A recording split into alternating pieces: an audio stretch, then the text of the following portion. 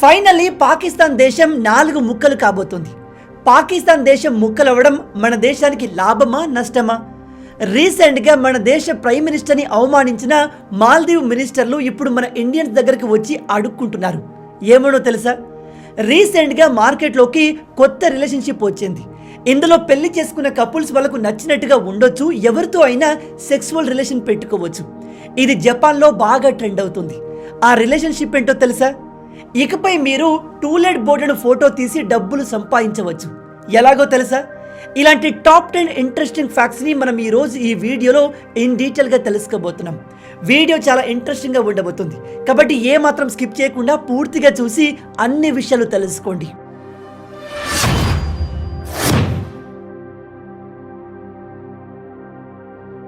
మీకు మ్యారేజ్ గురించి, living together గురించి బాగా తెలిసే ఉంటుంది. కానీ ఇప్పుడు మార్కెట్లోకి కొత్త రిలేషన్షిప్ స్టేటస్ వచ్చింది. అదే ఫ్రెండ్షిప్ మ్యారేజ్. ఈ ట్రెండ్ జపాన్లో విపరీతంగా పెరుగుతుంది. ఈ ఫ్రెండ్షిప్ మ్యారేజ్ అంటే ఇద్దరు బెస్ట్ ఫ్రెండ్స్ పెళ్లి చేసుకుంటారు అనుకోకండి. ఇందులో ఇద్దరు వ్యక్తులు ఒకరి ఒపీనియన్ని మరొకరు రెస్పెక్ట్ చేస్తూ లీగల్లీ కలిసి జీవించడం. ఇందులో వాళ్ళకి ఒకరిపై ఒకరికి ఎటువంటి రొమాంటిక్ రిలేషన్ ఉండదు. వాళ్ళు భార్య భర్తలాగా కలవరు. కానీ వాళ్ళకు పిల్లలు కావాలి అనిపిస్తే డాక్టర్ని కన్సల్ట్ అయ్యి వేరే మెథడ్స్ ద్వారా కనవచ్చు. ఇక్కడ ఇంకో దరిద్రమైన విషయం ఏమిటంటే వీళ్ళిద్దరూ ఒకరినొకరు సెక్సువల్లీ కలవకపోయినా వేరే వాళ్ళతో కలవచ్చు. అంటే ఈ కపుల్స్ బయట వాళ్ళకు ఇష్టం వచ్చిన వాళ్ళతో కలవచ్చు, వాళ్ళతో ఉండొచ్చు. అందులో ఎటువంటి ప్రాబ్లం ఉండదు. ఇది వినడానికి మీకు నమ్మశక్యంగా లేకున్నా ఇది వాస్తవం. మీరు కావాలంటే గూగుల్ సెర్చ్ చేయండి. ఈ ట్రెండ్ జపాన్లో వైరల్ అవుతుంది. ఈ ఫ్రెండ్షిప్ మ్యారేజ్ గురించి మీరేమనుకుంటున్నారు? ఇలాంటి కొత్త ట్రెండ్ని మీరు సపోర్ట్ చేస్తారా? బెంగళూరులో ఒక ఊబర్ డ్రైవర్ తన కార్ ఎక్కిన అమ్మాయిని బట్టలు విప్పమని బెదిరించాడు. ఇంకో డ్రైవర్ ఒక అమ్మాయితో మిస్బిహేవ్ చేశాడు. ఇంకొకడైతే అమ్మాయిని కార్లో ఎక్కించి తన ముందే మాస్టర్బేషన్ చేశాడు. ఈ వీడియో చూస్తున్న అమ్మాయిలందరికీ చెప్తున్నాను, ఇలాంటి పరిస్థితి మీకు ఎదురు కావచ్చు. కాబట్టి అలాంటి పరిస్థితిలో ఏం చేయాలి, అక్కడి నుంచి ఎలా బయటపడాలి అంటే మొదటగా మీరు ఊబర్ లేదా ఓలా క్యాబ్ బుక్ చేస్తే మీకు యాప్లో చూపిస్తున్న సేమ్ నంబర్ ప్లేట్ ఉన్న వెహికల్ వచ్చిందా లేదా చూసుకోండి. సేమ్ నంబర్ ఉంటేనే ఆ వెహికల్ని ఎక్కండి.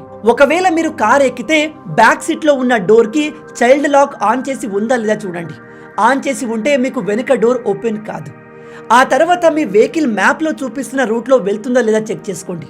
క్యాబ్ డ్రైవర్ యాప్లో చూపిస్తున్న మ్యాప్ని ఫాలో కాకపోతే వెంటనే అలర్ట్ అయిపోండి. ఇక చివరగా మీ ఫోన్లో ఈ 112 సెంట్రల్ గవర్నమెంట్ అప్లికేషన్ని ఇన్స్టాల్ చేసుకోండి. మీరు ఇందులో ఇదిగో ఈ ఆప్షన్ నొక్కితే విత్ ఇన్ మినిట్స్లో మీకు లోకల్ పోలీస్ స్టేషన్ నుంచి కాల్ వస్తుంది, ఏమైనా ఎమర్జెన్సీ ఉందా అని. ఇక చివరగా యాప్లో ఉన్న డ్రైవర్ ఫోటో క్యాబ్ డ్రైవర్తో మ్యాచ్ అవుతుందా లేదా చెక్ చేయండి. కాస్త తేడా అనిపించినా ఆ వెహికల్ని ఎక్కకండి. ఈ విషయాలు ఆఫీస్కి, క్యాబ్లో, ట్యాక్సీలో వెళ్ళే ప్రతి అమ్మాయికి తెలిసేలా ఈ వీడియోని మీ ఫీమేల్ ఫ్రెండ్స్ అందరితో షేర్ చేసుకోండి. మీలో ఎంతమందికి మోమోస్ తినడం అంటే ఇష్టం? నాకు తెలిసి మీలో చాలా మంది మోమోస్ తినడానికి ఇష్టపడతారు. అయితే ఈ మోమోస్ గురించిన షాకింగ్ విషయం ఏమిటంటే మన దేశంలోని institute of hotel management, catering and nutrition university వివిధ రాష్ట్రాల్లో అమ్మే మోమోస్ని కలెక్ట్ చేసి వాటిపైన రీసెర్చ్ చేసింది. ఆ రీసెర్చ్లో తెలిసింది ఏమిటంటే ఈ మోమోస్లో కుళ్ళిపోయిన కూరగాయల్ని, అలాగే చికెన్ అని చెప్పి కుక్క మాంసాన్ని, ఇంకొన్ని ఏరియాస్లో అయితే ఈ మోమోస్లో స్పర్మ్ పార్టికల్స్ కూడా దొరికాయి. ఇలాంటి పదార్థాలు కేవలం స్ట్రీట్లో అమ్మే మోమోస్లో మాత్రమే కాదు, కొన్ని ఫేమస్ రెస్టారెంట్లో కూడా ఇవే దొరికాయి. ఈ మోమోస్ని తయారు చేసేటప్పుడు అక్కడ పనిచేసే వాళ్ళు ఎటువంటి హైజీన్ని ఫాలో కారు. ఇక్కడ ఇంకో విషయం ఏమిటంటే ఈ మోమోస్లో కొన్ని డేంజరస్ కెమికల్స్ కలుపుతారు. అందులో ఆలోక్సన్ ఒకటి. దీని కారణంగానే మోమోస్ మనకు తెల్లగా కనిపిస్తాయి. షాకింగ్ విషయం ఏమిటంటే ఈ ఆలోక్సన్ని మన ఇండియాలో బ్యాన్ చేశారు. అయినా కూడా చాలా మంది దీన్ని వాడతారు. దీన్ని మనం తింటే మన కడుపులో ఉన్న ప్యాంక్రియాస్ ఇన్సులిన్ని ప్రొడ్యూస్ చేయడం ఆపేస్తుంది.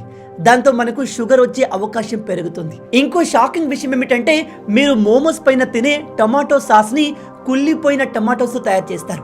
అలా ఎందుకు అని అడిగితే షాప్ ఓనర్లు చెప్పేది ఏమిటంటే కుళ్ళిపోయిన టమాటోలతో చేస్తేనే అది టేస్ట్ బాగుంటుంది, జనాలు దాన్ని ఎక్కువగా ఇష్టపడతారు అని. మీలో ఎంతమంది ఈ విషయాల్ని కొత్తగా తెలుసుకుంటున్నారు?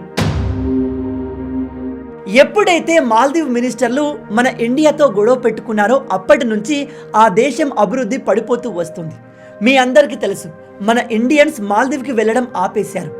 మాల్దీవ్కి బదులుగా ఇప్పుడు శ్రీలంకకి ఎక్కువగా వెళ్తున్నారు. దాంతో శ్రీలంక ఎకానమీకి చాలా డబ్బులు వస్తున్నాయి. ఈ విషయం గురించి స్వయంగా శ్రీలంకన్ టూరిజం మినిస్టరే చెప్పారు. మన ఇండియన్స్ మాల్దీవ్కి వెళ్ళడం ఆపేయడంతో అక్కడి ఎకానమీ ఘోరంగా పడిపోయింది. అయితే ఇప్పుడు మాల్దీవ్లోని కొంతమంది లీడర్లు, ఈవెన్ వాళ్ళ ప్రెసిడెంట్ కూడా మా దేశానికి రండి అని మన ఇండియన్స్ని బతిమలాడుకుంటున్నారు.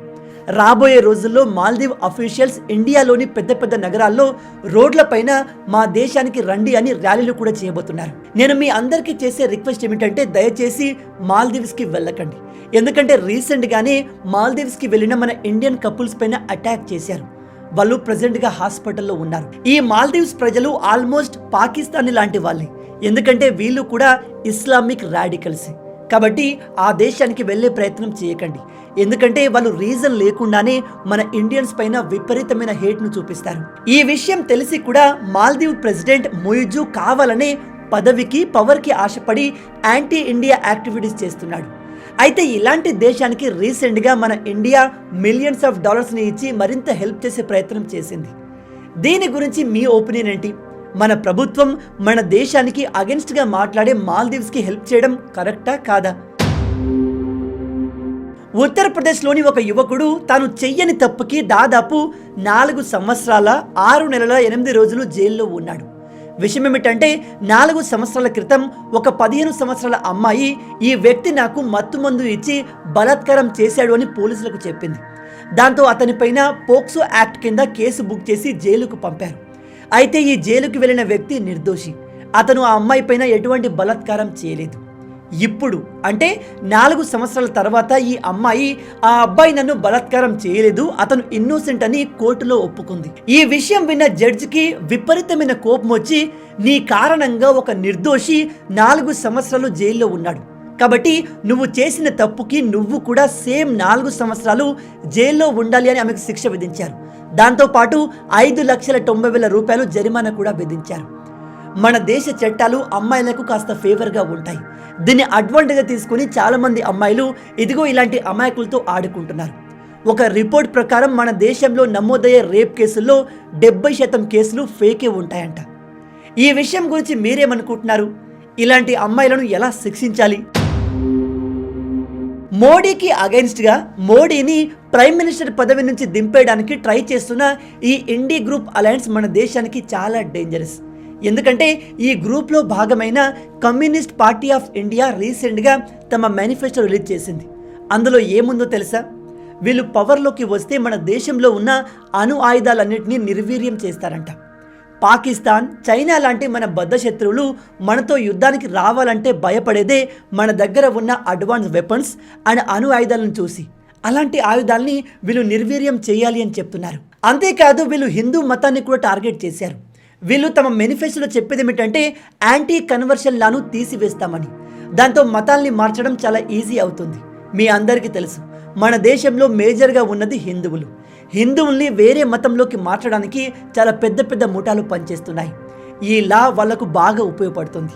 అంతేకాదు వీళ్ళు జమ్మూ కాశ్మీర్లో ఆర్టికల్ 370ని మళ్ళీ తీసుకొస్తామని చెప్తున్నారు. సిఏఏను కంప్లీట్గా రద్దు చేస్తామని చెప్తున్నారు. ఓవరాల్గా ఈ మేనిఫెస్టో చూస్తే వీళ్ళు ప్రపంచ దేశాల ముందు మళ్ళీ మన ఇండియాను ఒక వీక్ కంట్రీగా మార్చే ప్రయత్నం చేస్తున్నట్టుగా క్లియర్గా అర్థమవుతుంది. మీరు వీళ్ళ మేనిఫెస్టో చదివితే దాన్ని రాసింది చైనానా వీళ్ళ అనే డౌట్ మీకు తప్పకుండా వస్తుంది. అండ్ రీసెంట్గా కొంతమంది ఈ ఇండి అలయన్స్ నాయకులు చెప్పేది ఏమిటంటే వీళ్ళు గెలిస్తే ప్రతి సంవత్సరం ఒక్కో పార్టీ నుంచి ఒక్కో లీడర్ ప్రైమ్ మినిస్టర్గా ఉంటారంట. అంటే ఒక సంవత్సరం కాంగ్రెస్ లీడర్ ప్రైమ్ మినిస్టర్గా ఉంటే నెక్స్ట్ ఇయర్ ఆమ్ ఆద్మీ పార్టీకి చెందిన నాయకుడు, ఆ తర్వాత కమ్యూనిస్ట్ పార్టీ వాళ్ళు, ఆ తర్వాత తృణమూల్ కాంగ్రెస్ వాళ్ళు 5 సంవత్సరాల పాటు ప్రధానమంత్రులుగా ఉంటారు. ఇలా చేసి వీళ్ళు దేశాన్ని అభివృద్ధి చేస్తారని మీరు అనుకుంటున్నారా? ఈ కూటమి పైన మీ ఒపీనియన్ ఏంటి? మీరు బయట వీధిలో అలా నడుచుకుంటూ వెళ్తున్నప్పుడు చాలా ప్లేసుల్లో మీకు టూలెట్ బోర్డ్స్ కనిపిస్తాయి. అయితే ఇకపై నుంచి మీకు టూలెట్ బోర్డ్స్ కనిపిస్తే దాన్ని ఇగ్నోర్ చేయకండి. ఎందుకంటే ఒక యాప్ ఉంది, అందులో మీరు ఈ టూలెట్ బోర్డుల ఫోటో తీసి అప్లోడ్ చేసి కొన్ని డీటెయిల్స్ని ఫిల్ చేస్తే ఆ యాప్ మీకు 100 నుంచి 120 రూపాయలు ఇస్తుంది. మీరు ఎన్ని టూలెట్ బోర్డుల ఫోటోలు అప్లోడ్ చేస్తే అన్ని 120 రూపాయలు మీ అకౌంట్లో పడతాయి. వినడానికి నమ్మసకంగా లేకున్నా ఇది వాస్తవం. ఆ యాప్ డీటెయిల్స్ని మన వాట్సాప్ ఛానల్లో ఇచ్చాను. దాని లింక్ కింద డిస్క్రిప్షన్లో అలాగే కమెంట్లో పిన్ చేశాను. వెంటనే మన ఛానల్లో జాయిన్ అయ్యి యాప్ని డౌన్లోడ్ చేసుకుని మనీని ఎర్న్ చేయడం మొదలు పెట్టండి. ఈ విషయం చాలా ఇంపార్టెంట్, జాగ్రత్తగా వినండి. మీ గర్ల్ ఫ్రెండ్ లేదా వైఫ్ ఎప్పుడు మిమ్మల్ని అనుమానిస్తూ మీ ఫోన్ని చెక్ చేయడానికి మీ ఫోన్ పాస్వర్డ్, మీ ఫేస్బుక్, ఇన్స్టాగ్రామ్ పాస్వర్డ్ని అడుగుతుందా? అయితే అలా అడగడం చట్టరీత్యా నేరం. వైఫ్, గర్ల్ ఫ్రెండే కాదు, ఈవెన్ ఫ్రెండ్స్ ఎవ్వరు కూడా వేరే వ్యక్తిని తన ఫోన్ పాస్వర్డ్, సోషల్ మీడియా అకౌంట్ల పాస్వర్డ్ ఇవ్వమని బలవంత పెట్టకూడదు. అలా చేయడం ఆర్టికల్ 21 రైట్ టు ప్రైవసీకి వైలేషన్ అవుతుంది. మీరు వాళ్ళపైన కంప్లైంట్ చేస్తే వాళ్లకు 2 లక్షల వరకు జరిమానా, వరస్ట్ కేసులో 3 సంవత్సరాల వరకు జైలు శిక్ష విధించే అవకాశం ఉంది. కాబట్టి ఎవరైనా మిమ్మల్ని పాస్వర్డ్ చెప్పమని ఇబ్బంది పెడితే వెంటనే వాళ్ళపైన కేసును బుక్ చేయండి. మీలో ఎంతమంది ఈ విషయాన్ని కొత్తగా తెలుసుకుంటున్నారు? గైస్, మీ ఫ్రెండ్స్ మిమ్మల్ని ఎప్పుడూ బాడీ షేమింగ్ చేస్తూ ఉంటారా? ఉదాహరణకి మీరు నల్లగా ఉంటే కర్రోడా అని, ఇతర నిక్ నేమ్స్తో పిలుస్తూ ఉన్నారా? ఒకవేళ మీరు లావుగా ఉంటే బోండమని, పంది అని మిమ్మల్ని ఎగతాళి చేస్తున్నారా? కేవలం ఇవే కాదు, మిమ్మల్ని అవమానకరమైన పేరుతో పిలిచినా కూడా వాళ్ళపైన సెక్షన్ 499 అండ్ 500 ఐపీసీ ప్రకారం మీరు కేసును బుక్ చేయొచ్చు. నేరం రుజువైతే వాళ్లకు 2 సంవత్సరాల జైలు శిక్ష లేదా భారీ జరిమానా విధించే అవకాశం ఉంటుంది. కాబట్టి ఎట్టి పరిస్థితుల్లో మీ ఫ్రెండ్స్ని లేదా తెలిసిన వాళ్ళని ఇష్టం వచ్చిన పేర్లతో పిలవడం, బాడీ షేమింగ్ చేయడం చేయకండి. దాంతో మీ కెరియరే క్లోజ్ అయ్యే అవకాశం ఉంది. మీలో ఎంతమంది ఈ విషయాన్ని కొత్తగా తెలుసుకుంటున్నారు? చివరి ఫ్యాక్ట్ తెలుసుకునే ముందు మీ అందరికీ ఒక చిన్న రిక్వెస్ట్. ఇప్పటి వరకు మీరు ఈ వీడియోను చూశారంటే ఈ వీడియో మీకు తప్పకుండా నచ్చే ఉంటుంది. నచ్చితే అలా ఊరికే చూసి వెళ్ళిపోకుండా వీడియోని లైక్ చేయండి. ఈ వీడియోకి నేను మీకు ఇచ్చే లైక్స్ టార్గెట్ 5000 లైక్స్. చాలా ఈజీ, సింపుల్గా చేసేయండి. మీరు కొట్టే లైక్స్కి కింద ఉన్న లైక్ బటన్ పగిలిపోవాలి. అలాగే ఇలాంటి మరిన్ని ఇంట్రెస్టింగ్ వీడియోస్ కోసం మన ఛానల్ని సబ్స్క్రైబ్ చేసి మమ్మల్ని సపోర్ట్ చేయొచ్చు కదా. ఇది మీకు కంప్లీట్లీ ఫ్రీయే, కానీ మీరు చేసే ప్రతి ఒక్క లైక్ అండ్ సబ్స్క్రిప్షన్ మాకు మరిన్ని వీడియోస్ చేయడానికి ఒక మోటివేషన్లా ఉంటుంది. కాబట్టి వీడియోని లైక్ చేసి ఛానల్ని సబ్స్క్రైబ్ చేయడం మర్చిపోవద్దు. రాబోయే రోజుల్లో పాకిస్తాన్ దేశం 4 ముక్కలు కాబోతుంది. ప్రజెంట్గా పాకిస్తాన్లో ఉన్న రాజకీయ పరిస్థితులు, ఆ దేశ ఆర్థిక ఇబ్బందులు, ఇన్ఫ్లేషన్ కారణంగా ఇది జరిగే అవకాశం ఎక్కువగా ఉందని నిపుణులు చెబుతున్నారు. అందులో మొదటి భాగం బలూచిస్తాన్. ఇక్కడి ప్రజలు చెప్పేది ఏమిటంటే పాకిస్తాన్ గవర్నమెంట్ వాళ్ళను వేరుగా తక్కువ చేసి ట్రీట్ చేస్తుంది అని. అందుకే అక్కడి ప్రజలంతా ఏకమై మాకు బలూచిస్తాన్ అనే సెపరేట్ దేశం కావాలి అని డిమాండ్ చేస్తున్నారు. రెండవ భాగం ఖైబర్ పఖ్తూన్ఖ్వా. ఇది ఆఫ్ఘనిస్తాన్కి చాలా దగ్గరగా ఉన్న భాగం. ప్రతిరోజు తాలిబాన్లు ఇక్కడ ఏదో విధంగా అటాక్ చేస్తూనే ఉంటారు. తాలిబాన్ ఈ ప్రాంతం మొత్తాన్ని ఆక్యుపై చేసి ఆఫ్ఘనిస్తాన్లో కలిపేందుకు ట్రై చేస్తుంది. ఇక మూడవ భాగం సింధ్. పాకిస్తాన్ ఎకానమీ మొత్తంలో 63% కాంట్రిబ్యూషన్ ఈ ప్రాంతం నుంచి వస్తుంది. అయినా కూడా ఈ ప్రాంతంలోని ప్రజల్ని అక్కడి గవర్నమెంట్ ప్రాపర్గా ట్రీట్ చేయట్లేదని అక్కడి ప్రజలు భావిస్తున్నారు. అందుకే అక్కడి ప్రజల్లో తాము ఒక సెపరేట్ దేశంగా మారాలనే ఆలోచన వేగంగా స్ప్రెడ్ అవుతుంది. ఇక 4వ భాగం పంజాబ్. పాకిస్తాన్లోని పంజాబ్ ప్రాంతంలో ఖాలిస్తానీ ఉగ్రవాదులు చాలా యాక్టివ్గా ఉన్నారని ఇంటెలిజెన్స్ రిపోర్ట్స్ చెప్తున్నాయి. ఈ ఖాలిస్తానీ లీడర్ల ప్లాన్ ఏమిటంటే అటు పాకిస్తాన్లో అలాగే మన ఇండియాలో ఉన్న పంజాబ్ని ఏకం చేసి ఒక సెపరేట్ దేశం ఖాలిస్తాన్గా మారాలి అని. మన దేశంలో ఉన్న పంజాబ్ ప్రాంతాన్ని ముట్టుకునేంత సీన్ ఈ ఖాలిస్తానీ ఉగ్రవాదులకు లేదు. కానీ పాకిస్తాన్లో ఉన్న పంజాబ్ ప్రాంతం మాత్రం ఖాలిస్తాన్ దేశంగా మారే అవకాశం ఉంది. దీని గురించి మీరేమనుకుంటున్నారు? పాకిస్తాన్ ఇలా ముక్కలైతే దాని ఎఫెక్ట్ మన ఇండియా పైన ఎలా ఉంటుంది? దీనివల్ల మనకు లాభమా నష్టమా? మీ ఆలోచనల్ని కింద కామెంట్లో చెప్పండి. సో గైస్, విన్నారు కదా, మొత్తంగా ఇవే ఈ వీడియోకి సంబంధించిన టాప్ 10 ఇంట్రెస్టింగ్ ఫ్యాక్ట్స్. మనం ఇప్పటి వరకు డిస్కస్ చేసిన ఫ్యాక్ట్స్లో ఏ ఫ్యాక్ట్ మీకు బాగా నచ్చిందో కింద కామెంట్లో చెప్పండి. రాబోయే వీడియోలో మరిన్ని ఇంట్రెస్టింగ్ ఫ్యాక్ట్స్తో మళ్ళీ కలుద్దాం. అంటిల్ దెన్, జై హింద్.